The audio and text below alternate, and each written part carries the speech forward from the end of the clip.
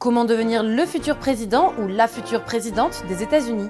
Entre caucus, primaires ou encore vote des grands électeurs, on vous explique comment les Américains élisent leur président. Pour être candidat à la présidence des États-Unis, il faut être âgé d'au moins 35 ans, être né sur le sol américain et y avoir résidé depuis au moins 14 ans. Contrairement à la France, il y a deux partis principaux, les démocrates et les républicains.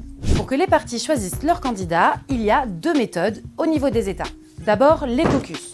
Une dizaine d'États comme l'Iowa ou encore l'Alaska ont adopté ce système de vote. Ce sont des réunions de militants affiliés à un parti qui se concertent pour choisir leur candidat.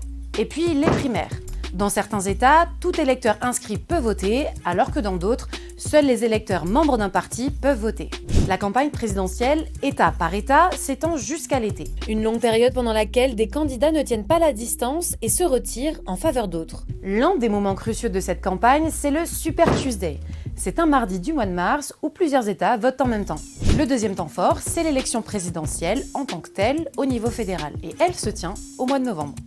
La principale différence avec la France, c'est qu'en votant, les Américains n'élisent pas directement un candidat, mais des délégués. C'est ce que l'on appelle des grands électeurs. Chaque État a un nombre de grands électeurs proportionnel à la taille de sa population. L'État de Californie est le plus peuplé et possède donc 55 grands électeurs. Pour qu'un candidat soit élu président, il faut qu'il obtienne au minimum 270 voix de grands électeurs sur 538.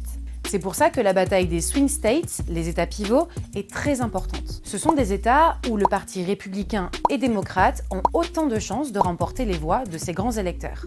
Historiquement, les grands électeurs sont élus le mardi suivant le premier jour du mois de novembre, une tradition qui remonte au XVIIIe siècle. 41 jours après l'élection, le collège électoral des grands électeurs va voter pour l'un des deux candidats à la présidentielle. Ces votes sont ensuite comptabilisés par le Congrès.